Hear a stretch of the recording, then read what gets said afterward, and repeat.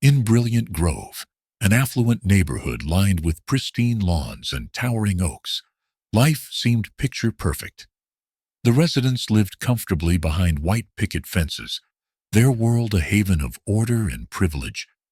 But beneath the polished veneer of this community, a single act of judgment would ignite a series of events that no one could have anticipated. Officer Tim Walker, a seasoned cop known for his rigid sense of duty, had spent decades ensuring order on these streets. His sharp eyes missed nothing, and his unwavering commitment to rules had earned him both respect and quiet disdain. However, when he crossed paths with a 12-year-old girl named Harriet Richards, a fateful decision would unravel everything he thought he knew about justice, community, and himself. What followed was not just a story of conflict, but a journey of reckoning, redemption, and a profound transformation. In the chaos of misunderstanding and mistrust, Tim would come to see the very people he sought to protect in a light he'd never allowed himself to before. This is not just a story about a police officer or a neighborhood. It is a story about all of us, about the walls we build and the bridges we must learn to construct. And so it begins, one quiet evening in Brilliant Grove, where a single misstep sets the stage for a life-changing revelation. The sun dipped low over Brilliant Grove, its golden light casting long shadows on the manicured lawns. Officer Tim Walker maneuvered his patrol car down Oakwood Drive, the hum of the engine steady against the quiet of the suburban evening. The neighborhood, a fortress of wealth and security, rarely gave him reason to worry. Yet tonight, something felt off. Tim's sharp eyes caught sight of a beat-up sedan, parked haphazardly outside a stately mansion. Its rusted exterior stood out like a blemish among the sleek, polished vehicles that usually lined these streets. He slowed the patrol car, his gaze narrowing as he scanned the area. From the house, a young man emerged, carrying a large box. His hoodie was pulled up, obscuring his face, and his movements, though deliberate, seemed hurried. "This doesn't look right," Tim muttered under his breath, pulling over and stepping out of the cruiser.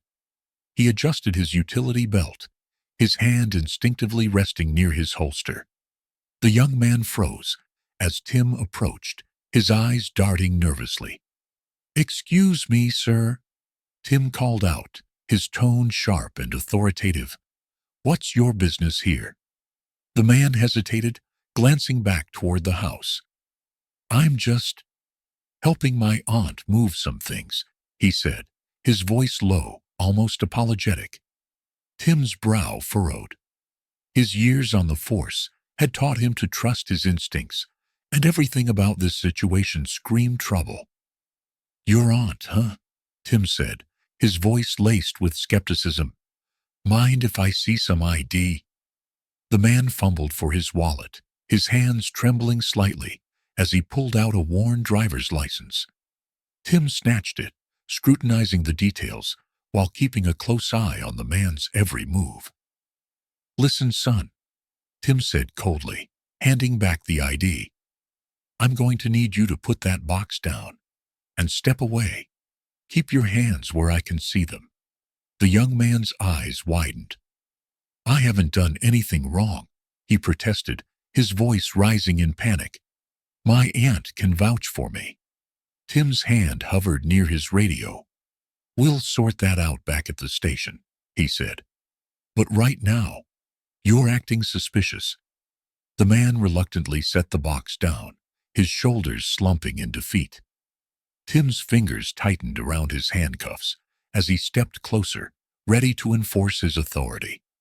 In Tim's mind, there were no shades of gray, only right and wrong, order and chaos. This young man, with his beat-up car and hesitant demeanor, didn't belong in Brilliant Grove. Tim was sure of it. As he escorted the man to his patrol car, Tim felt a sense of satisfaction. This was why he became a cop, to maintain order, to keep places like Brilliant Grove safe from anything or anyone that might disrupt its tranquility. But as he climbed back into his car and drove away, a faint unease lingered. He dismissed it quickly, his confidence in his judgment unwavering. He couldn't know that this moment was just the first ripple in a wave of events that would soon upend his life. The streets of Brilliant Grove stretched out in a labyrinth of identical white fences and immaculate lawns. Harriet Richards walked briskly, her small frame dwarfed by the towering hedges and grand houses that lined the neighborhood. The 12-year-old clutched her phone tightly, her breaths uneven. She had just left her friend Emma's house, but now everything looked unfamiliar. "I thought it was left at the fountain," she murmured to herself, glancing at the GPS app that refused to load. Her hands trembled as she tapped the screen repeatedly. The houses, so pristine and uniform, blurred together in her mind, each turn leading her deeper into confusion. The sun had begun to set, and the golden light cast long shadows across the sidewalk. Harriet's heart pounded as she realized she didn't recognize the street signs. She pulled out her phone again, but the app still wouldn't cooperate. Come on," she whispered, her voice tinged with panic. She glanced around, hoping to spot someone who could help her. The neighborhood felt deserted, eerily silent, except for the distant hum of a car engine. That's when Officer Tim Walker's patrol car rounded the corner. Tim had been making his usual rounds, the rhythmic hum of his engine a comforting constant. His earlier encounter with the young man in the beat-up sedan had reaffirmed his sense of duty. He was the protector of this sanctuary, a shield against anything or anyone that threatened its peace. As his car rolled onto Willow Lane, his eyes caught sight of Harriet, a young black girl, standing alone on the sidewalk, fiddling nervously with her phone. His brow furrowed. In a place like Brilliant Grove, her presence seemed out of place to him. Tim slowed the patrol car, pulling it to the curb beside her. The sound of the engine startled Harriet, and she looked up sharply, her wide eyes meeting his stern gaze. "What are you doing here?" Tim demanded, stepping out of his vehicle. His tone was sharp, cutting through the quiet street like a blade. Harriet froze. Her fingers tightened around her phone. I'm lost," she stammered. "I was at my friend Emma's house, and this is a private neighborhood," Tim interrupted, his eyes narrowing. "Do you live around here?" "Yes," Harriet said quickly. "Well, not here exactly. I live on Maple Street. My dad is—" Tim cut her off again. "Maple Street?" His voice was filled with doubt. "And what's your name?" "Harriet Richards," she said, her voice trembling. "My dad is James Richards, the CEO of—" Tim raised a hand, silencing her. "Don't lie to me," he snapped. "I know every family in this neighborhood, and I've never heard of any Richards." Harriet felt her throat tighten, tears welling up in her eyes. "I'm not lying," she whispered. "Please, I just want to go home." But Tim wasn't listening. His gaze remained fixed on her, his mind already made up. In his experience, appearances spoke louder than words, and to him, Harriet didn't belong here. He reached for his handcuffs, the metal glinting in the fading sunlight. "Turn around," he ordered, his voice cold and authoritative. "Hands behind your back." Harriet gasped, taking a small step back. "No, please," she begged, her voice breaking. "I didn't do anything wrong. My dad can explain."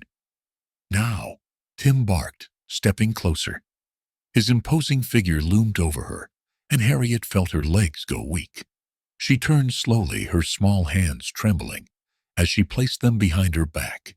As the cuffs clicked into place around her wrists, Harriet's tears began to fall.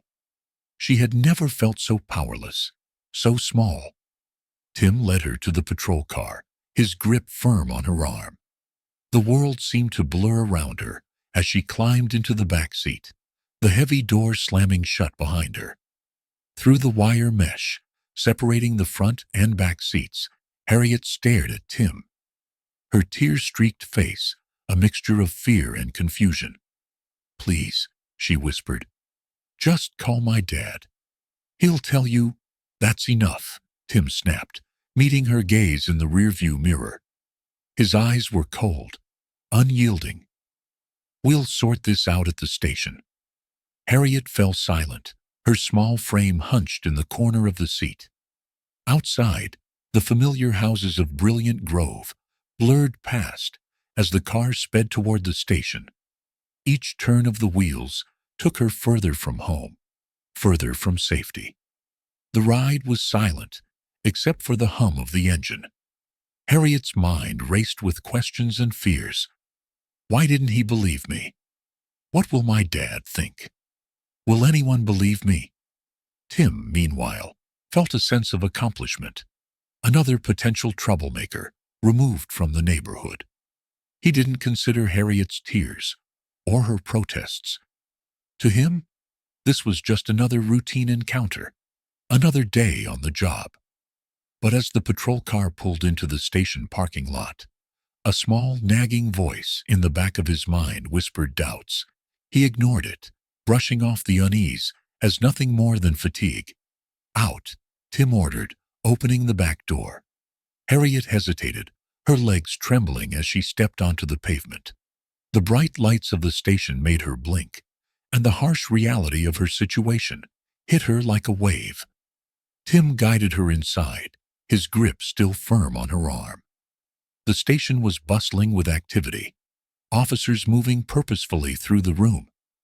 Harriet felt their eyes on her as she passed, their gazes heavy with judgment. "Name?" a desk sergeant asked gruffly, barely looking up from his computer. "Harriet Richards," she replied, her voice shaking. Tim scoffed. "Claims to be the daughter of some CEO. Found her wandering in Brilliant Grove." The sergeant raised an eyebrow but said nothing, typing her name into the system. Harriet's heart sank as she realized they didn't believe her. Meanwhile, across town, James Richards was in the middle of a meeting when his phone buzzed repeatedly. Annoyed, he glanced at the screen to see multiple missed calls from an unfamiliar number. Frowning, he stepped out of the room to return the call. "Mr. Richards," a frantic voice answered. "This is Melinda, Emma's mom. Harriet left our house over an hour ago, and she hasn't made it home. We're worried." James felt his stomach drop. "What do you mean she hasn't made it home?" he demanded. "It's only a few blocks." As Melinda explained, James's worry turned to anger. Without another word, he hung up and dialed the police station, determined to find his daughter. Tim was finishing up the paperwork when he heard the commotion at the front desk. A booming voice echoed through the station, cutting through the noise like a blade. "I want to see whoever's in charge," the voice demanded. "Now." Tim's blood ran cold.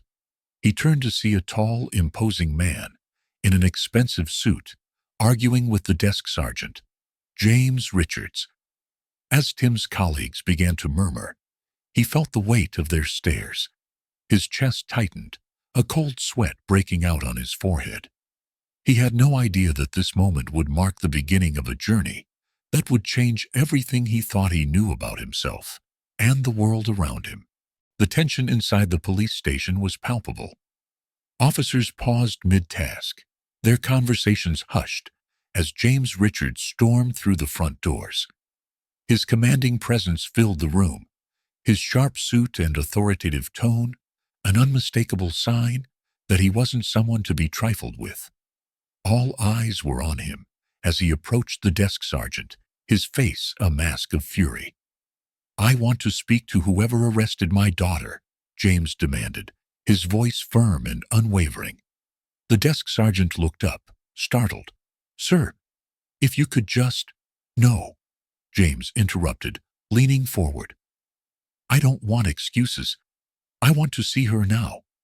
At the back of the room, Officer Tim Walker, watched the scene unfold, a growing sense of dread pooling in his stomach. His colleagues exchanged glances, their murmurs barely audible. "Isn't that James Richards, the CEO of Crestline Corporation? What's he doing here?" Tim's jaw tightened as the realization hit him like a freight train. This wasn't just an angry parent.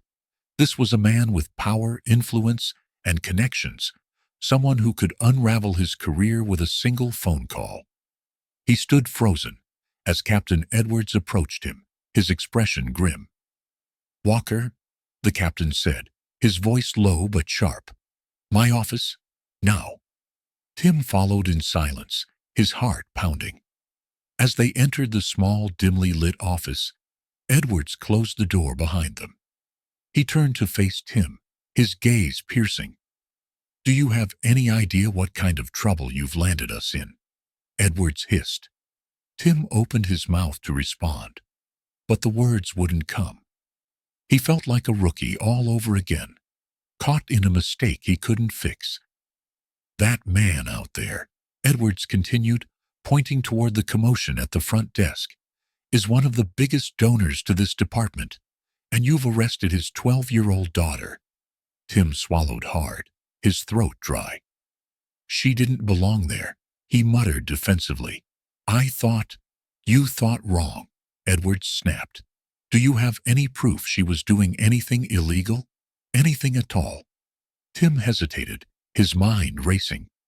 "She didn't have ID," he offered weakly. "And she claimed to live in the neighborhood. But I've never seen her before." Edwards pinched the bridge of his nose, exhaling sharply. "Do you even hear yourself, Walker? You arrested a child, a scared, lost child. And now, we're all going to pay for it." A knock at the door interrupted them. Another officer poked his head in, his expression uneasy. "Captain, Mr. Richards is demanding to see his daughter," Edwards sighed, his shoulders slumping. "Bring her out," he said, his voice heavy. "And Walker, stay out of sight." Harriet sat on a hard bench in a holding room, her hands trembling as she clutched her phone. The cuffs had been removed, but the feeling of helplessness lingered. The sterile walls and fluorescent lights only amplified her fear. She flinched as the door opened, revealing an officer who gestured for her to follow. "Your dad's here," he said gruffly. Harriet's heart leapt with a mix of relief and dread. She followed the officer down the hallway, her small frame dwarfed by the imposing walls around her. As they entered the main room, she spotted her father immediately. His tall figure stood out, his presence commanding attention, even among the uniformed officers. "Daddy!" Harriet cried, breaking into a run. James turned, his expression softening as he saw his daughter. He knelt, opening his arms as she threw herself into his embrace. "Harriet," he said gently, his voice laced with both relief and anger. "Are you okay?" Harriet nodded, tears streaming down her face. "I'm fine, Daddy." "But he didn't believe me. He said I didn't belong here." James's jaw clenched, his eyes darkening. He rose to his full height, turning to Captain Edwards. "Who's responsible for this?" he demanded, his tone deadly calm. Edwards hesitated, glancing at Tim's desk in the corner. "Officer Walker made the arrest," he admitted. "But I assure you, Mr. Richards, this is not standard procedure." "Not standard procedure?" James interrupted, his voice rising. "You think I care about your procedure? My daughter was humiliated, terrified, and treated like a criminal because one of your officers couldn't see past his biases." Tim, who had been watching from a distance, felt a chill run down his spine. He wanted to defend himself, to explain his actions, but he knew there was nothing he could say to make this right. James turned to face the room, his voice booming. "This isn't just about my daughter. This is about every child who's been judged, mistreated, or dismissed because of the color of their skin. This is about a system that allows officers like Walker to act on their prejudices without accountability. The room fell silent. Tim's colleagues shifted uncomfortably, avoiding his gaze. Even Edwards looked uneasy, his usual confidence shaken by James's words. "If this department wants my continued support," James continued, his tone icy, "I expect immediate action, not just a slap on the wrist. I want real consequences." Edwards nodded quickly. "Of course, Mr. Richards. We'll conduct a full investigation." "No," James said firmly. "You'll suspend him. Effective immediately." Tim felt the floor drop out from under him. His hands clenched into fists as he struggled to keep his composure. He wanted to argue, to protest, but he knew it would only make things worse. Edwards glanced at Tim, his expression hard. "Walker," he said sharply, "my office, now." Back in the captain's office, Edwards didn't mince words. "Hand over your badge and gun," he ordered. Tim hesitated, his mind racing. "Captain, I was just doing my job." "Your job," Edwards interrupted, his voice cold, "is to serve and protect, not to humiliate and terrify innocent kids. Badge and gun. Now." Reluctantly, Tim removed his badge and holstered weapon, placing them on the desk. The weight of his actions settled heavily on his shoulders. "You're suspended until further notice," Edwards said. "Go home, Walker, and pray that Mr. Richards doesn't decide to sue." Tim nodded numbly, his thoughts a chaotic whirlwind. As he walked out of the station, he avoided the stares of his colleagues, their judgment palpable in the air. Outside, the evening air was cool and crisp, but Tim barely noticed. He climbed into his patrol car, the familiar interior suddenly feeling foreign. As he started the engine, he couldn't shake the image of Harriet's tear-streaked face or the quiet fury in James Richards's eyes. For the first time in his career, Tim Walker felt like a stranger in his own uniform. The certainty that had guided him for decades was gone, replaced by a gnawing sense of doubt. He had always prided himself on being a good officer, a protector of the community. But now, he wasn't so sure. As he drove home, the weight of the day's events pressed down on him like a physical burden. And in the quiet of his car, Tim couldn't escape the uncomfortable truth. He had failed, not just as a cop, but as a human being. The next morning, the sunlight filtered weakly through the slats of Tim Walker's blinds, casting striped patterns across the living room. He sat slumped on the couch, the previous day's events playing on an endless loop in his mind. The anger in James Richards' voice, Harriet's tear-streaked face, and the condemning silence of his colleagues, it all hit him in waves, each one stronger than the last. Tim rubbed his temples, trying to clear the storm of thoughts. His badge and gun, once symbols of his pride and purpose, were now locked away in the drawer of his coffee table.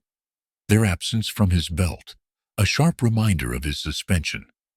The television droned in the background, a local news anchor reporting on a minor traffic incident. But Tim wasn't listening. He picked up his phone, scrolling through his messages, most of which were from friends and family, expressing confusion or offering empty platitudes. None of them understood how deeply his identity as an officer was tied to his sense of self. The buzz of his phone startled him. The screen lit up with Captain Edwards' name. Tim hesitated before answering. "Walker," he said, his voice hoarse. "Tim," Edwards began, his tone clipped. "I need you to listen carefully. James Richards has offered you a way out of this mess, but it's not going to be easy." Tim sat up straighter. "What kind of way out?" Edwards sighed. "Richards runs a charity for underprivileged kids. He's proposing you work there, volunteer full-time. It's either that or face a full review board. You know how that'll end." Tim felt a flare of indignation. "You're saying I have to grovel for his forgiveness?" I'm saying this is your only chance to save your career, Edwards said sharply. Think about it, Walker. You don't have a lot of options here. The call ended with a click, leaving Tim staring at the phone in disbelief. The idea of working at a community center seemed so far removed from everything he knew. He had spent over 2 decades enforcing rules, not navigating the delicate social dynamics of a charity. The thought of being scrutinized by people who already distrusted him felt unbearable. But the alternative, a public hearing, potential termination, and a stain on his record, was even worse. That afternoon, Tim sat in his kitchen with a mug of coffee that had long since gone cold. He stared out the window, watching as kids played basketball in the park across the street. Their laughter carried through the glass, a stark contrast to the heaviness in his chest. Tim's thoughts turned to Harriet. He had replayed their encounter so many times that he could hear her voice, trembling but resolute, insisting on her innocence. He had ignored her fear, dismissed her humanity, and justified it all in the name of maintaining order. But now, stripped of his authority, he saw it for what it was, a failure, plain and simple. He rose abruptly, grabbing his coat. If he was going to face this challenge, he needed to see it for himself. The community center was housed in a cheerful yellow building with colorful murals depicting smiling children and vibrant neighborhoods. As Tim stepped inside, he was immediately struck by the warmth of the place. The walls were lined with posters promoting educational programs, art classes, and mentorship opportunities. The faint hum of conversation and laughter filled the air. At the reception desk, a middle-aged woman with kind eyes looked up. "Can I help you?" she asked. "I'm Officer Walker," Tim said, his voice tinged with hesitation. "I'm here to meet with Mr. Richards." Her expression shifted, a flicker of recognition crossing her face. "Wait here," she said, picking up the phone. Moments later, James Richards appeared. Dressed in a tailored suit, he exuded the same commanding presence as he had at the station, but his expression was more measured now. He extended a hand, though his gaze remained guarded. "Walker," James said. "Thank you for coming." Tim shook his hand, the gesture feeling both formal and charged with unspoken tension. "I'm here to do what you asked," he said, his tone clipped. James raised an eyebrow. "Not what I asked, what I'm offering. Let's get one thing straight. This isn't about making amends for me or my family. This is about you confronting the biases that brought us here." Tim swallowed the retort that rose to his lips. He followed James through the halls, his gaze flicking to the children, who peeked curiously at him from open doorways. In one room, a group of kids was painting a mural, their faces lit with concentration. In another, teenagers huddled around a table, deep in discussion with a mentor. James stopped at a small classroom. "This is where you'll start," he said. "You'll be teaching these kids about law enforcement, not the way you've always seen it, but the way it should be." Tim frowned. "And what does that mean?" James's gaze was steady. "It means understanding that your job isn't just about enforcing the law. It's about serving the community, every part of it." The first day was harder than Tim had anticipated. The children stared at him with a mixture of curiosity and distrust, their questions direct and unfiltered. "Why do cops always think we're doing something wrong?" a boy named Marcus asked, his voice tinged with frustration. Tim struggled to answer, his usual explanations feeling hollow under their scrutiny. He stumbled through the session, his discomfort palpable. By the time it ended, he felt drained and uncertain. But as he packed up to leave, Harriet approached him. Her presence was both a surprise and a reminder of why he was there. "Officer Walker," she said softly. Why did you become a cop? Tim hesitated, caught off guard. To protect and serve, he said finally. Harriet nodded, her expression thoughtful. Do you think you're doing that now? The question lingered in the air, long after she walked away. That night, Tim sat at his kitchen table, Harriet's words echoing in his mind. He thought about his years on the force, the pride he had felt in his work, and the certainty that he was always on the right side of the law. But now cracks were forming in that certainty, and through them, he saw the faces of the people he had overlooked, dismissed or harmed. He picked up his phone and scrolled to a contact he hadn't called in years, his old partner Greg. They had parted ways when Greg retired, but he remembered Greg as someone who had always approached the job with compassion. When Greg answered, his voice was warm but surprised. Tim? It's been a while. I need some advice, Tim said, the words spilling out before he could stop them. I think I've been doing this wrong. Greg listened patiently as Tim recounted the events of the past few days. When he finished, Greg was silent for a moment. You know, Tim, Greg said finally, real strength isn't in never making mistakes. It's in owning them and doing the work to fix them. Tim nodded, though Greg couldn't see it. Thanks, Greg. As he hung up, Tim felt a spark of resolve. He wasn't sure if he could fix what he had broken, but for the first time, he was willing to try. The hum of voices and the scuffle of hurried footsteps greeted Officer Tim Walker as he stepped through the doors of the Richards Family Community Center. The bright yellow walls and cheerful murals painted a stark contrast to the steel-gray interiors of the police station where Tim had spent most of his career. He adjusted the strap of his messenger bag nervously, feeling out of place among the lively buzz of children and volunteers. At the reception desk, a tall woman with salt and pepper hair looked up from her clipboard. Her warm smile faltered slightly when her eyes landed on Tim.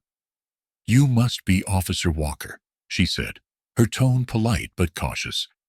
Yes, ma'am, Tim replied, offering a stiff nod. I'm here to start, well, whatever it is I'll be doing here. I'm Carol Santos, the center's director, she said, shaking his hand firmly. We've heard a lot about you.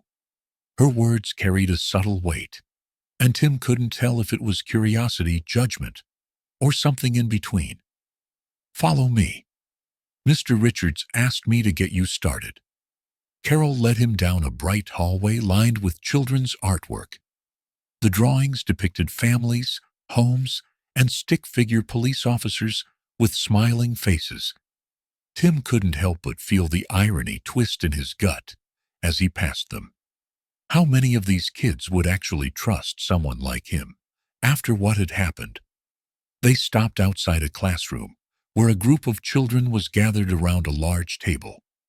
Tim's heart sank when he spotted Harriet among them, her face calm but unreadable as she helped a younger girl color inside the lines of a picture. This will be your first group, Carol said, gesturing toward the room. You'll be working with them to teach basic concepts about law enforcement, what it's supposed to represent, how it impacts their lives, that sort of thing. Tim cleared his throat. And what if they don't want to listen to me? Carol's smile was tight. Then you listen to them. With that, she opened the door and ushered Tim inside. The chatter of the room quieted as the children turned to look at him. Some faces were curious, others wary. Harriet's gaze met his for a brief moment before she looked away, focusing on her drawing. Tim took a deep breath, feeling the weight of their eyes on him. Good morning, he began, his voice steady but strained. I'm Officer Walker.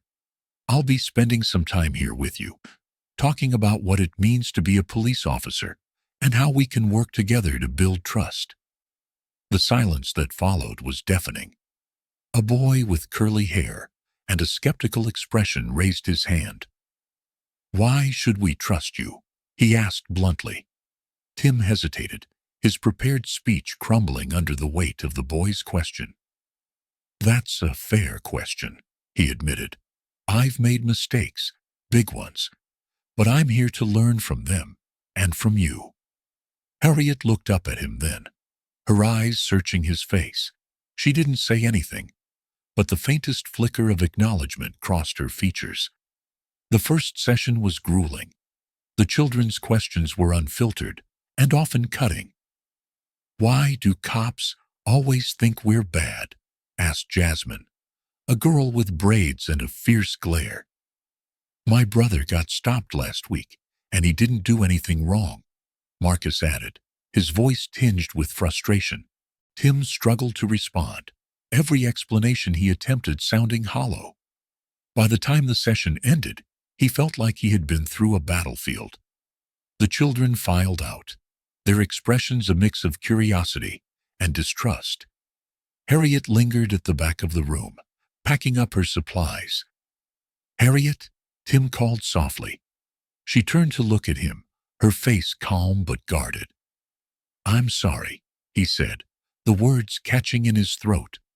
"For everything." Harriet studied him for a moment, before nodding slightly. "We'll see," she said, her tone neither forgiving nor accusatory. Then she walked out, leaving Tim alone with his thoughts. Over the next few days, Tim began to settle into the rhythm of the community center. He spent his mornings helping with lessons and his afternoons listening to the children's stories. Each account chipped away at his defenses, stories of being followed in stores, of parents warning their kids to be extra careful around police, of fear disguised as respect. Harriet's presence was a constant reminder of why he was there. She didn't go out of her way to speak to him, but her quiet composure and occasional pointed questions forced him to confront his own assumptions. One afternoon, as they cleaned up after an art activity, Harriet approached him. "Officer Walker," she said, her voice steady. "Why did you decide to be a cop?" Tim paused, caught off guard. "To protect and serve," he said, the words feeling hollow as soon as they left his mouth. Harriet tilted her head. "Do you feel like you've done that?" The question hung in the air, heavy and unanswerable. By the end of his first week, Tim found himself at a crossroads. He had entered the community center, expecting resistance and judgment. But what he encountered was far more challenging. A mirror held up to his own flaws and biases. During a quiet moment in the break room, Carol Santos joined him, handing him a cup of coffee. "You're doing better than I expected," she said, her tone neutral but not unkind. "Doesn't feel like it," Tim admitted. "Every day I feel like I'm failing." "Growth isn't easy," Carol said, "but you're showing up. That's more than some people are willing to do." Tim nodded, her words sinking in. He wasn't sure if he believed them yet, but he was willing to keep trying. On Friday afternoon, the children gathered for a group discussion about trust and fairness. Tim led the session, but this time he focused on listening rather than talking. The kids shared their thoughts, their fears, and their hopes for what law enforcement could be. When the session ended, Harriet approached him with a folded piece of paper. "This is for you," she said, handing it to him before walking away. Tim unfolded the paper to find a drawing of a police officer shaking hands with a child. Beneath it, in careful handwriting, were the words, "We all deserve a second chance." Tim stared at the drawing, his throat tight. It wasn't forgiveness, not yet. But it was a start. The following Monday, Officer Tim Walker arrived at the Richards Family Community Center earlier than usual. The morning sunlight filtered through the tall windows, casting warm patterns across the polished floors. Tim found himself staring at the drawing Harriet had given him the previous week, now tucked into his notebook. The image of the officer shaking hands with a child was simple, yet its meaning weighed heavily on him. As the children began to trickle in for their daily activities, Tim prepared himself for another challenging session. Today's topic: community relationships with law enforcement. He knew it would be a difficult discussion, but he also realized it was necessary. The children deserved to be heard. Carol Santos entered the room, her calm presence grounding him. "Ready for round two?" she asked with a faint smile. Tim exhaled deeply. "As ready as I'll ever be." The children filed into the room, their chatter lively but subdued as they noticed Tim standing at the front. Harriet entered last, her expression composed as always. She took her usual seat near the middle of the room, her gaze unwavering. Tim cleared his throat. "Good morning, everyone. Today we're going to talk about trust, specifically, trust between communities and police officers." A boy named Marcus raised his hand immediately. "How can we trust you when you don't trust us?" The room fell silent, all eyes on Tim. The question hit like a punch to the gut, but Tim was determined not to deflect. "That's a fair question, Marcus," he said, his voice steady. "And the truth is, trust has to be earned. I haven't done enough to earn yours yet, but I want to try." Marcus frowned, but he didn't press further. Tim took it as a small victory. As the session continued, the children began to share their experiences. Jasmine recounted how her older brother had been stopped by police while walking home from his night shift. "He wasn't doing anything wrong," she said, her voice trembling with frustration. "But they made him sit on the curb like he was a criminal." Tim listened intently, his heart sinking with each story. The children's accounts painted a vivid picture of fear and mistrust, emotions that felt all too familiar to Tim after his encounter with Harriet. When it was Harriet's turn to speak, she surprised him. Instead of sharing her own experience, she asked, "Officer Walker, what's the hardest decision you've ever had to make on the job?" The question caught him off guard. He hesitated, searching for an honest answer. "There was a time," he began slowly, "when I had to decide whether to let someone go or bring them in for something minor. I chose to bring them in because I thought I was doing my job. But looking back, I realize I could have handled it differently." Harriet nodded thoughtfully, her gaze piercing but not unkind. "Did you apologize to them?" Tim swallowed hard. "No, I didn't. And that's something I regret." After the session, Tim stayed behind to reflect. The children's stories had left him shaken, but Harriet's question lingered in his mind. He had always believed that enforcing the law was about making quick decisions and sticking to them. Now, he was beginning to see the shades of gray he had previously ignored. Carol found him sitting alone in the classroom. "You did well today," she said, handing him a cup of coffee. "Did I?" Tim asked, his voice tinged with doubt. "It doesn't feel like it." "You listened," Carol said simply. "That's more than most people in your position would do." The following days brought more challenges. During an art activity, Harriet approached Tim with another question. "Officer Walker, do you think people can change?" Tim looked up from the paints he was sorting. "I hope so," he said honestly. "I think I'm trying to." Harriet tilted her head, studying him. "Trying is a good start," she said before walking away. Her words stayed with him as he continued his work at the center. Each interaction with the children forced him to confront his own biases and assumptions. He began to see them not as at-risk youth, but as individuals with unique stories and dreams. One afternoon, Tim overheard a conversation between two boys, Marcus and Tyrell. During a break, "Do you think he's for real?" Marcus asked, glancing toward Tim. Tyrell shrugged. "Maybe. He listens at least." Tim pretended not to hear, but their words struck a chord. Listening wasn't enough. He needed to show them through his actions that he was serious about change. The turning point came during a storytelling session. Tim had asked the children to share what they would like to see change in their community. Harriet raised her hand. "I want people to stop assuming things about us before they know us," she said. Her voice was steady, but her words carried a quiet intensity. "I want to walk down the street and not feel like I have to prove I belong there." Tim felt his throat tighten. Harriet's words were a mirror, reflecting his own mistakes back at him. He realized that his journey wasn't just about changing how he saw others. It was about changing how he saw himself. By the end of the week, Tim found himself seeking out more opportunities to engage with the children. He joined them during lunch breaks, helped them with their homework, and even played basketball with them in the courtyard. Slowly but surely, their skepticism began to give way to cautious trust. One evening, as Tim was leaving the center, he noticed Harriet sitting on the steps outside. He hesitated before approaching her.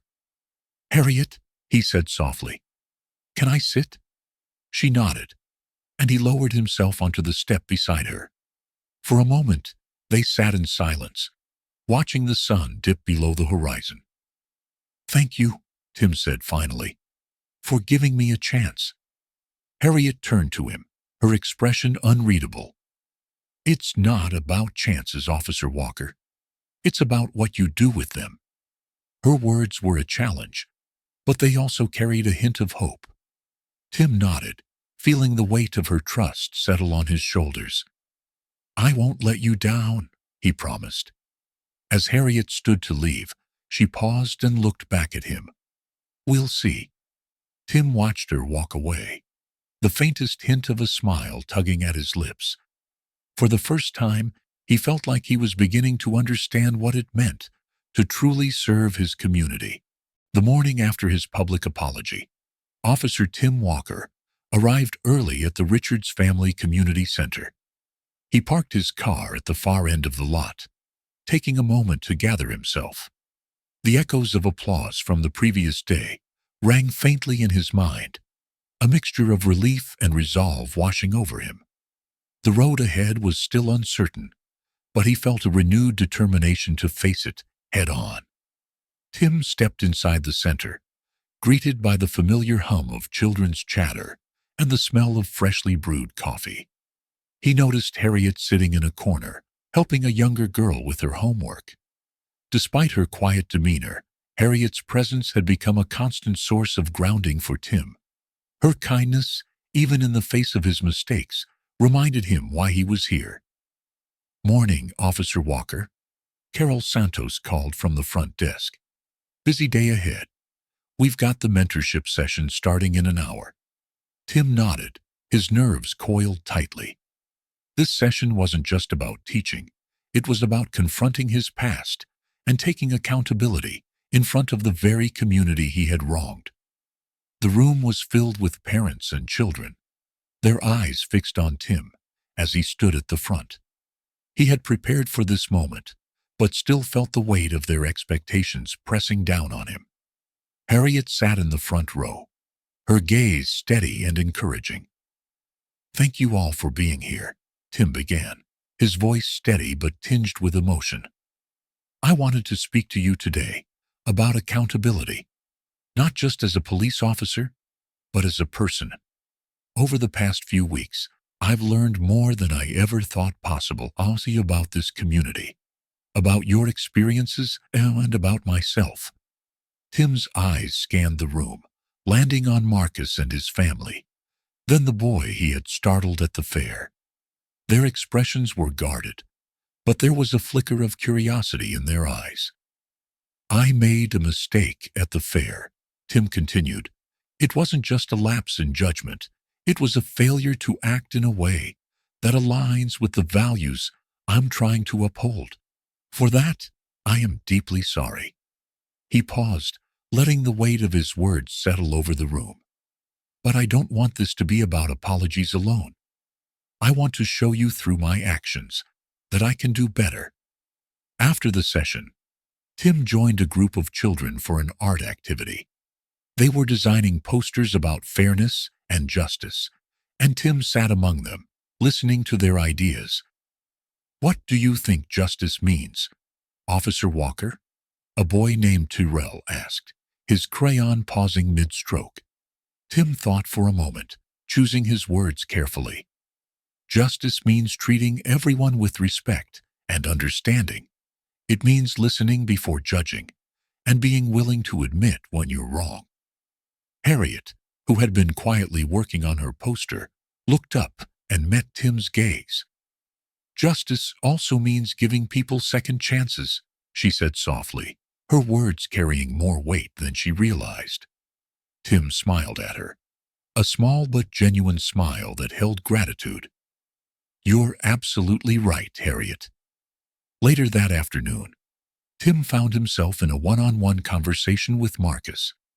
The boy had been hesitant around him since the beginning, but today, there was a shift.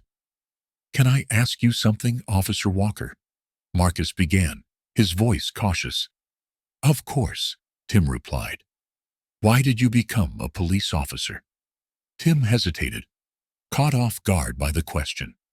He had answered this countless times in the past, but this time felt different.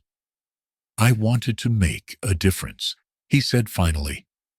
"I thought being a cop meant protecting people and keeping communities safe. But somewhere along the way, I think I lost sight of what that really means.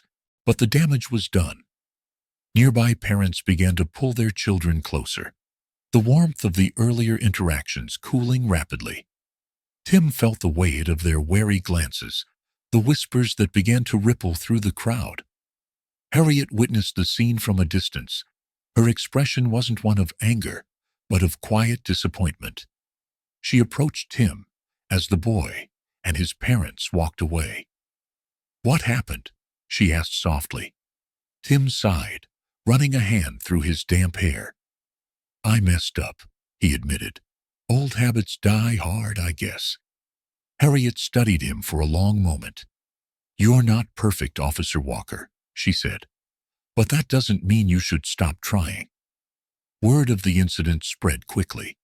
By the time the fair began winding down, Tim could feel the shift in the atmosphere.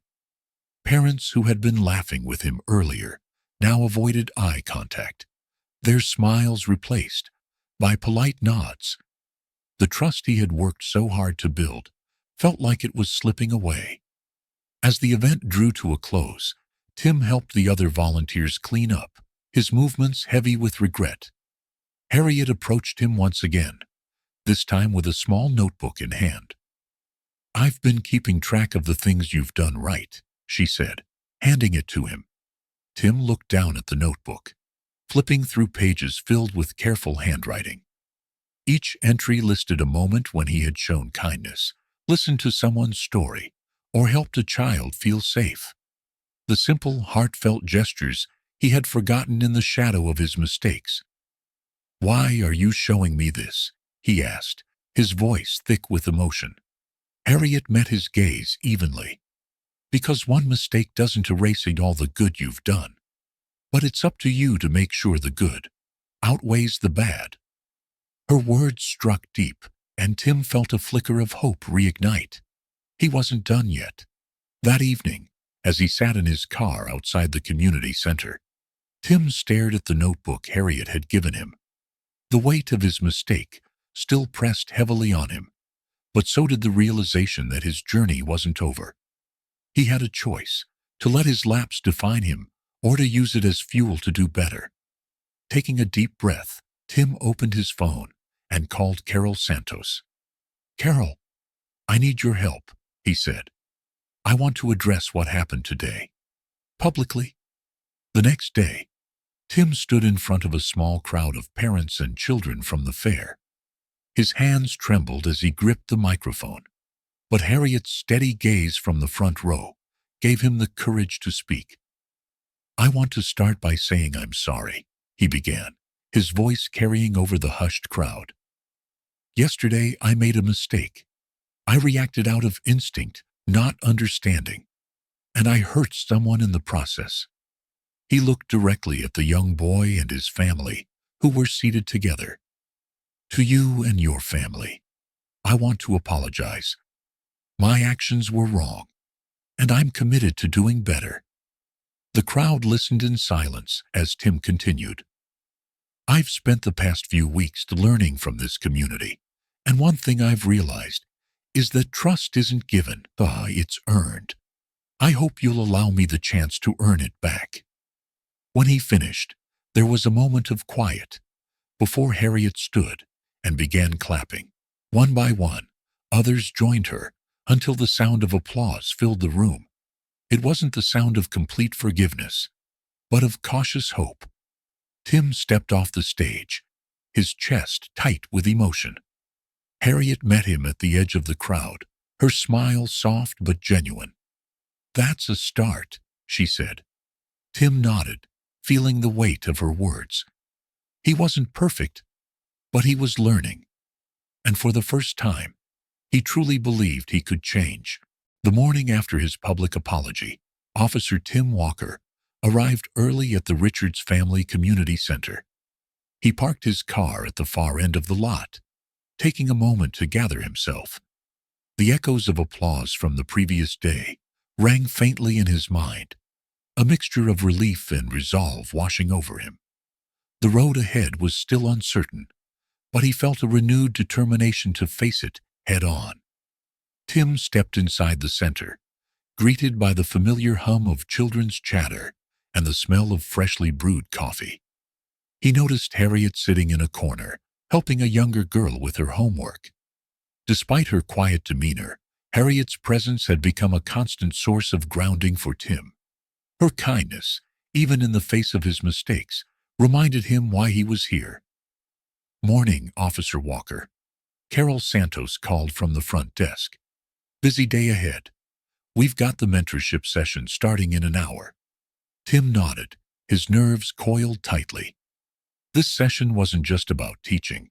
It was about confronting his past and taking accountability in front of the very community he had wronged. The room was filled with parents and children, their eyes fixed on Tim as he stood at the front. He had prepared for this moment, but still felt the weight of their expectations pressing down on him. Harriet sat in the front row, her gaze steady and encouraging. "Thank you all for being here," Tim began, his voice steady but tinged with emotion. "I wanted to speak to you today about accountability, not just as a police officer, but as a person. Over the past few weeks, I've learned more than I ever thought possible about this community, about your experiences, and about myself." Tim's eyes scanned the room, landing on Marcus and his family, then the boy he had startled at the fair. Their expressions were guarded, but there was a flicker of curiosity in their eyes. "I made a mistake at the fair," Tim continued. "It wasn't just a lapse in judgment. It was a failure to act in a way that aligns with the values I'm trying to uphold. For that, I am deeply sorry." He paused, letting the weight of his words settle over the room. "But I don't want this to be about apologies alone. I want to show you through my actions that I can do better." After the session, Tim joined a group of children for an art activity. They were designing posters about fairness and justice, and Tim sat among them, listening to their ideas. "What do you think justice means, Officer Walker?" a boy named Tyrell asked, his crayon pausing mid-stroke. Tim thought for a moment, choosing his words carefully. "Justice means treating everyone with respect and understanding. It means listening before judging and being willing to admit when you're wrong." Harriet, who had been quietly working on her poster, looked up and met Tim's gaze. "Justice also means giving people second chances," she said softly, her words carrying more weight than she realized. Tim smiled at her, a small but genuine smile that held gratitude. "You're absolutely right, Harriet." Later that afternoon, Tim found himself in a one-on-one conversation with Marcus. The boy had been hesitant around him since the beginning, but today there was a shift. "Can I ask you something, Officer Walker?" Marcus began, his voice cautious. "Of course," Tim replied. "Why did you become a police officer?" Tim hesitated, caught off guard by the question. He had answered this countless times in the past, but this time felt different. "I wanted to make a difference," he said finally. "I thought being a cop meant protecting people and keeping communities safe. But somewhere along the way, I think I lost sight of what that really means." Marcus nodded, his expression thoughtful. "Do you think you can change?" "I have to," Tim said simply.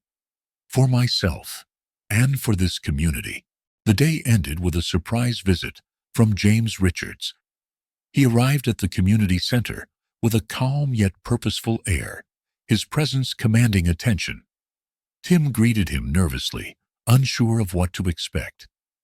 "Officer Walker," James said, extending a hand. "I've been hearing good things about your progress." Tim shook his hand, a mixture of relief and humility coursing through him. "Thank you, Mr. Richards. I'm doing my best."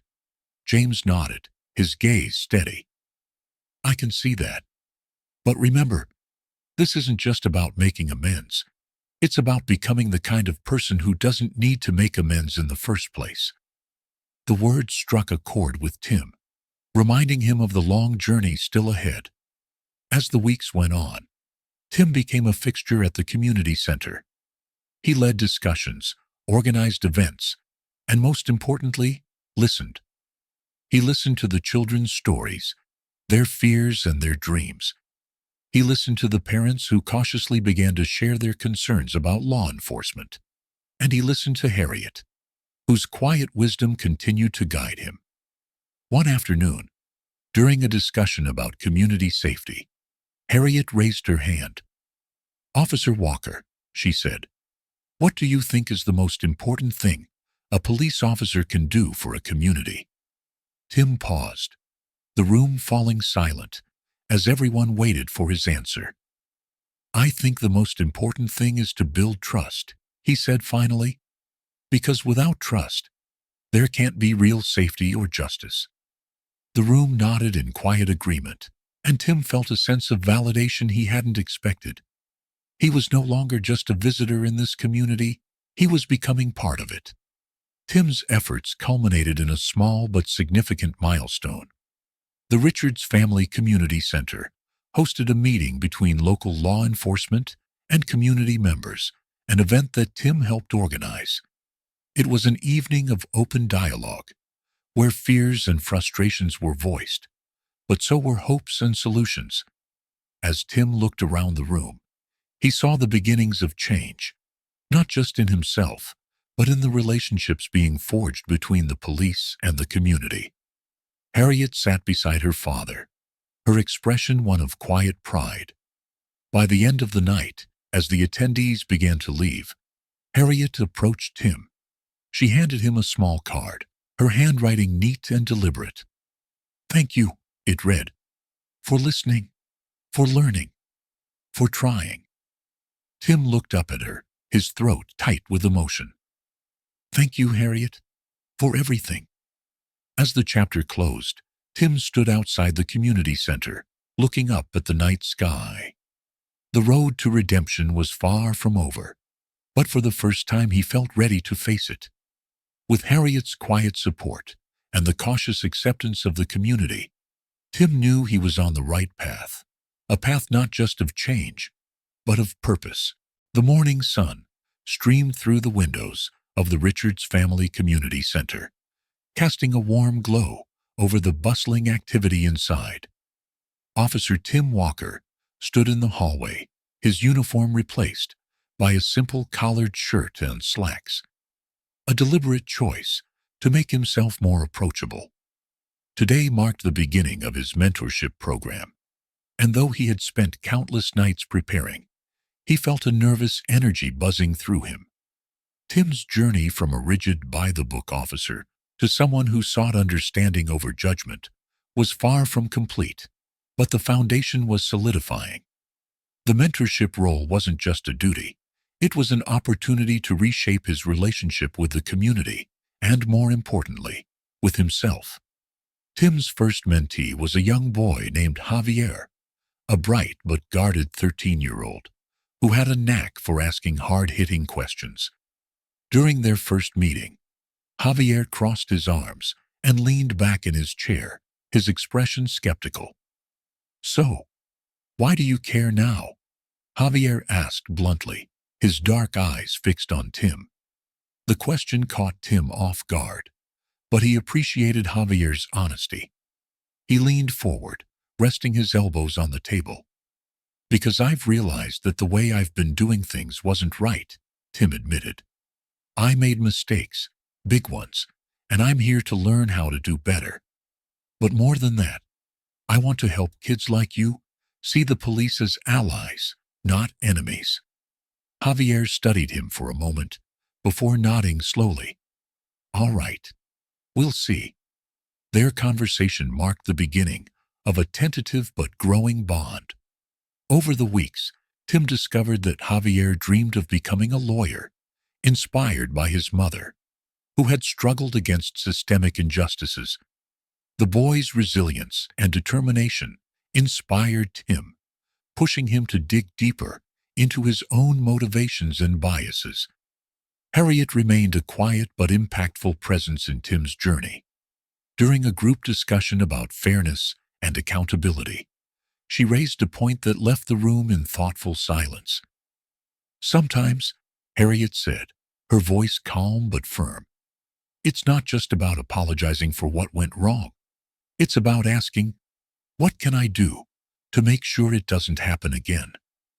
Tim nodded, her words striking a chord. He found himself looking to Harriet for guidance more often, seeing her as a beacon of wisdom far beyond her years. In turn, Harriet began to show a quiet trust in Tim, offering subtle nods of encouragement during his sessions with the children. Tim's mentorship sessions covered a wide range of topics, from conflict resolution to understanding different perspectives. One day, he asked the children to create a mural that represented their vision of justice. The children threw themselves into the project, their ideas as vibrant as the colors they splashed across the canvas. Harriet painted a scene of a police officer and a young girl shaking hands, their smiles reflecting mutual respect. Javier added a courtroom scene, symbolizing fairness and due process. When the mural was complete, Tim stood before it, taking in the collective vision of the children he had come to care for deeply. "This," he said, his voice thick with emotion, "is what I want to work toward. Thank you for showing me what justice can look like." Tim's growth wasn't without its challenges. One afternoon, during a casual conversation with Javier, the boy brought up an incident involving his older brother, who had been wrongfully accused of theft. "My brother was innocent," Javier said, his tone heavy with frustration. "But they treated him like a criminal because of how he looks." Tim felt a pang of guilt, recognizing the parallels to his own actions with Harriet. "Javier," Tim said softly, "I can't change what happened to your brother, but I can promise you that I'm working to make sure it doesn't happen again. And if there's ever a way I can help, you let me know." Javier nodded, his guarded expression softening. "All right," he said quietly. "I'll hold you to that." Tim's transformation began to ripple beyond the community center. At the police station, he started advocating for changes to departmental policies, pushing for more community-oriented training and outreach programs. Though met with resistance from some colleagues, Tim persisted, drawing on the lessons he had learned from Harriet and the children. One of his proposals involved implementing a mentorship program within the department, pairing officers with community members to foster mutual understanding. "It's not about just showing up for events," Tim explained during a meeting. It's about building relationships that last. Tim's efforts didn't go unnoticed.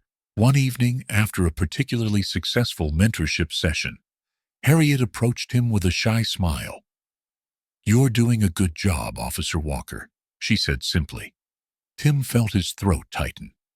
"Thank you, Harriet. That means a lot coming from you." Her quiet support was mirrored by others in the community. Parents who had once viewed him with suspicion now greeted him warmly, and the children began to see him not just as a police officer, but as someone who genuinely cared about their well-being. As Tim continued his work at the community center, he began to see the potential for broader change. He envisioned a future where police and community members worked together to address systemic issues, from delayed response times in marginalized neighborhoods to the lack of resources for underprivileged youth. During a town hall meeting organized by the community center, Tim stood alongside Harriet and James Richards, sharing his vision with residents and fellow officers. "This isn't about erasing the past," Tim said. "It's about building a future where everyone feels seen, heard, and respected." The room erupted in applause, and Tim felt a surge of hope. For the first time, he believed that real change was possible, not just for himself, but for the entire community. As the chapter drew to a close, Tim found himself sitting on a bench outside the community center, the mural visible through the window behind him. Harriet joined him, her presence as steadying as ever. "You've come a long way," she said softly. "I still have a lot to learn," Tim replied, his gaze fixed on the mural. "But I'm not afraid of the work anymore." Harriet smiled, a quiet but powerful affirmation. Together they sat in silence, the warmth of the setting sun casting a golden glow over the center, a symbol of the progress they had made and the promise of what was yet to come. The annual Richards Family Charity Gala had always been a grand affair, an evening of elegance and philanthropy that brought together the community's most prominent figures. But this year's event carried a different weight. For Officer Tim Walker, it was more than just a gala. It was a symbol of his transformation and a test of how far he had come. He adjusted his tie nervously in the mirror, the crisp suit unfamiliar yet comforting, a departure from the uniform he had worn for decades. Tim wasn't just attending the gala, he was a part of it. Over the past months, his work at the Richards Family Community Center had cemented his place within the neighborhood. He once patrolled with suspicion. Now, he would stand shoulder to shoulder with Harriet, James Richards, and the children he had grown to care for deeply. As Tim stepped into the elegant ballroom, the transformation of the space left him in awe. Crystal chandeliers bathed the room in a warm golden glow. Tables adorned with floral centerpieces and flickering candles created an atmosphere of sophistication. The soft strains of classical music floated through the air, played by a live string quartet stationed near the entrance. He scanned the room, spotting familiar faces among the crowd. Harriet stood near a large banner displaying the charity's logo, her blue dress shimmering under the lights. She caught his eye and waved enthusiastically, her warm smile putting him slightly at ease. James Richards approached Tim with an outstretched hand, his expression a mix of approval and pride. "Officer Walker," James said, his voice carrying the weight of respect. "I'm glad you're here tonight. You've earned your place." "Thank you, Mr. Richards," Tim replied, shaking his hand firmly. "I wouldn't have made it this far without you." "And Harriet," James chuckled. "She's got a way of inspiring people, doesn't she?" The highlight of the evening was the children's art auction, an initiative Tim had helped organize. The artworks on display were a vibrant mix of creativity and hope, each piece reflecting the children's perspectives on community, justice, and trust. Tim felt a swell of pride, and as he walked past the paintings and sculptures, pausing at one in particular, a drawing by Harriet. It depicted a police officer and a young girl sitting on a park bench, their hands clasped in friendship. Beneath it, Harriet had written in careful, bold letters, "Change starts with a conversation."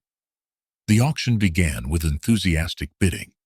Tim found himself at the center of attention as the auctioneer introduced him as one of the evening's special guests.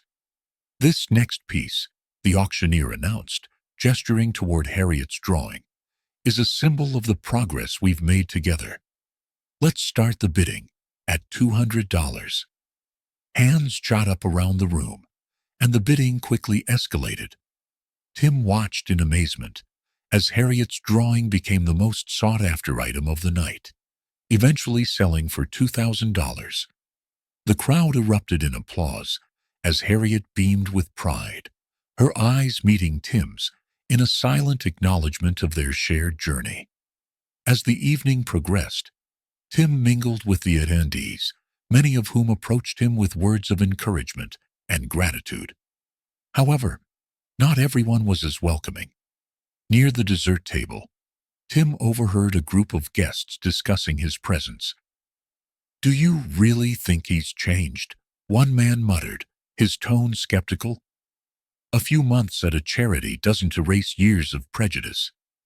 Tim felt a pang of hurt, but chose not to engage.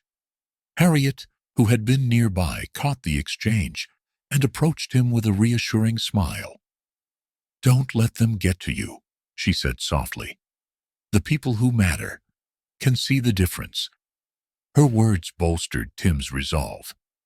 He knew that change wasn't about convincing everyone. It was about staying committed to the work and letting his actions speak for themselves. As the evening drew to a close, James Richards took the stage to deliver a heartfelt speech about the charity's accomplishments and future goals. "Tonight, we celebrate not just the work we've done," he said, his voice strong and clear, "but the people who have made it possible." James gestured toward Tim, inviting him to join him on stage. Tim hesitated, his heart pounding, but the encouraging applause from the audience pushed him forward. As he reached the podium, James handed him a small, wrapped package. "This," James said, "is from Harriet and the children, a token of their appreciation for everything you've done." Tim unwrapped the gift, revealing a framed drawing. It depicted the mural the children had painted at the community center, with Tim standing at its center, surrounded by smiling children. Beneath it were the words, "Thank you for believing in us." The room erupted in applause as Tim struggled to find his voice. When he finally spoke, his words were laced with emotion. "I don't deserve this," he began, his voice trembling, "but I promise to live up to it every day. Thank you for giving me a second chance." Later that evening, Tim found a quiet corner where he could collect his thoughts. Harriet joined him, her dress shimmering under the dim light. She handed him a glass of sparkling cider and sat beside him. "You've come a long way, Officer Walker," Harriet said, her tone light but sincere. "Tim," he corrected, smiling. "I think we're past titles now." Harriet laughed. "All right, Tim. But seriously, tonight was special. You've shown everyone that change is possible." Tim looked at her, his gratitude evident. "You've been my biggest teacher, Harriet. I owe you more than I can ever repay." "Just keep doing the work," she said simply. "That's all the repayment I need." As the gala wound down, Tim stood with James Richards near the entrance, watching as the guests began to leave. The evening had been a resounding success, raising significant funds for the charity and strengthening the bonds within the community. "What's next for you, Tim?" James asked. Tim thought for a moment, the weight of the past months settling into a sense of purpose. "I want to take what I've learned here and bring it back to the department. There's so much we can do to build trust and understanding, and I want to be part of that change." James nodded, his expression one of approval. "You've got my support, Tim. Whatever you need, just say the word." As Tim drove home that night, the framed drawing resting on the passenger seat, he reflected on the journey that had brought him to this moment. The man who had once seen the world in black and white had learned to embrace its many shades of gray. He wasn't perfect, and he knew there was still much work to be done. But for the first time, he felt truly aligned with the ideals he had sworn to uphold. The next morning, Brilliant Grove basked in a golden sunrise, the soft light painting the neighborhood in hues of optimism. For Officer Tim Walker, the dawn signaled the start of something more profound than just a new day. It marked the beginning of a new chapter in his life, a commitment to change, not just for himself, but for the community he now considered home. Tim stood in front of his mirror, adjusting the freshly pressed uniform he hadn't worn in months. The badge gleamed on his chest, but it felt lighter now, less a symbol of authority and more a reminder of the responsibility it carried. Today was his first day back on duty, but this time he approached it with a renewed sense of purpose. Tim's patrol car glided through the streets of Brilliant Grove, but his eyes saw the neighborhood differently now. Each corner held a story, each resident a part of the fabric that made this community unique. The once familiar houses were no longer just structures to protect. They were homes filled with people he now cared about deeply. As he turned onto a street where Harriet's family lived, he slowed down. Harriet was outside, laughing with her friends as they played hopscotch. She glanced up, her eyes meeting Tim's through the car window. With a smile and a small wave, she acknowledged him, a gesture so simple, yet so profound.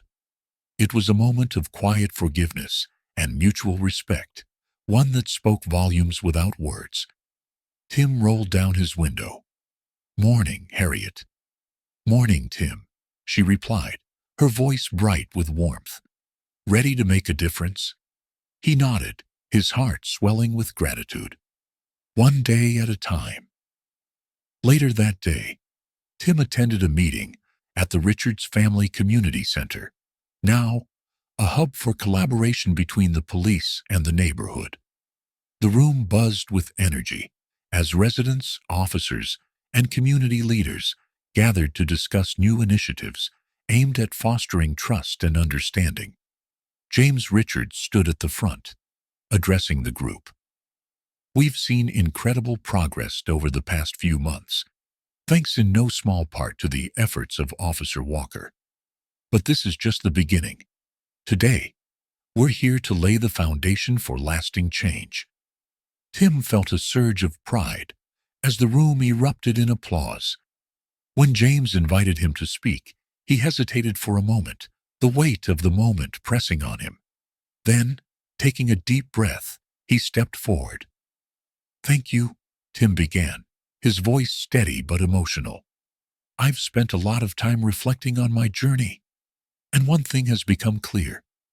Real change doesn't happen in isolation. It takes all of us working together to build a community where everyone feels safe and valued." He paused, scanning the room.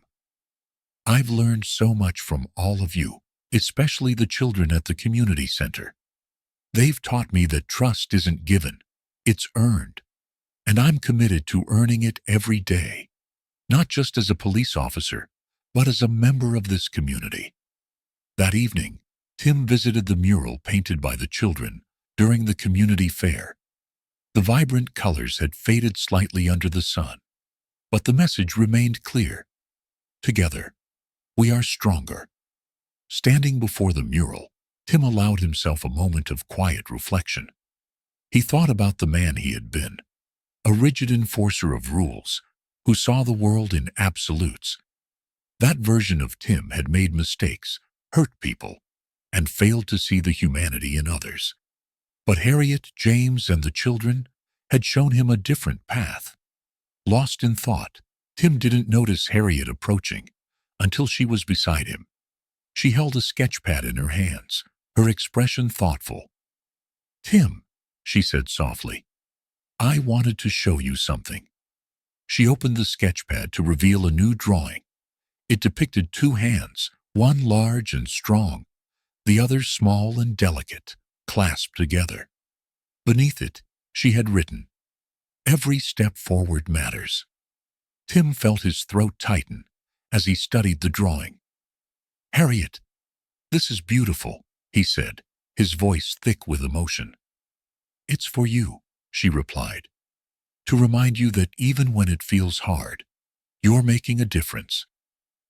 The following week, Tim proposed a new training program to his colleagues at the police department, focusing on empathy, community engagement, and cultural awareness.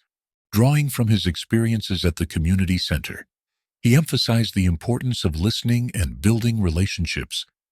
Initially met with skepticism, Tim's proposal gained traction as he shared stories of the children and the impact their voices had on him. His passion was infectious, and soon his colleagues began to see the value in his vision. The program launched with a series of workshops held at the community center, where officers and residents came together to share their perspectives. Harriet, ever the beacon of wisdom, played a key role in these sessions, her insights bridging the gap between the two groups. Months later, the community center held a celebration to honor the success of the program. Tim was invited to speak, but this time he wasn't nervous. Standing before a crowd that now felt like family, he shared his gratitude and hope for the future. "This journey has taught me that change isn't about grand gestures," he said.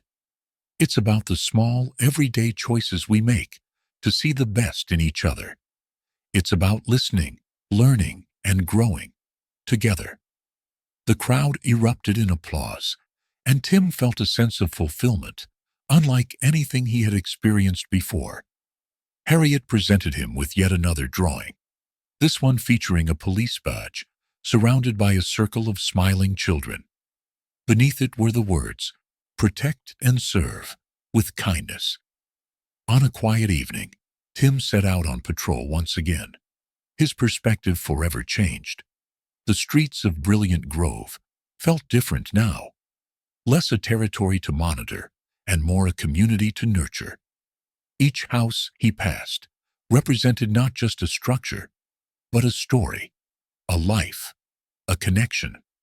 As he drove past the community center, he saw Harriet and her friends waving at him from the steps. He honked the horn lightly, their laughter echoing in his ears as he continued down the road. Tim knew the journey wasn't over. There would be challenges, setbacks, and moments of doubt. But with every step, he felt a renewed commitment to the values he now held dear: empathy, fairness, and a relentless dedication to building bridges where once there were walls. For the first time in years, Tim Walker didn't just feel like a police officer. He felt like a protector, a mentor, and a friend. As the sun set over Brilliant Grove, painting the sky in hues of gold and crimson, Tim parked his patrol car at the edge of the neighborhood and stepped out. He stood there, watching as the lights flickered on in the houses around him, each one a testament to the community he had come to love.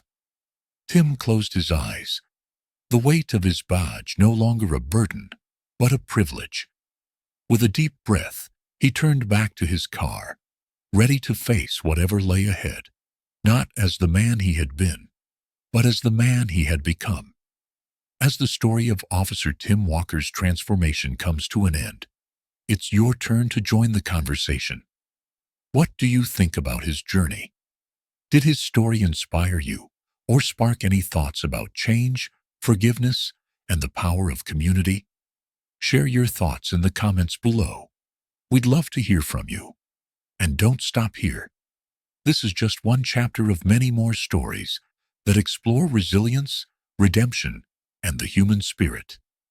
If you found yourself moved by this journey, make sure to hit the subscribe button and turn on notifications. There's so much more to come, and we can't wait to take you on the next adventure. The best stories are the ones we share together, so let's keep this dialogue alive. Thank you for being part of this journey, and we'll see you in the next story. Stay tuned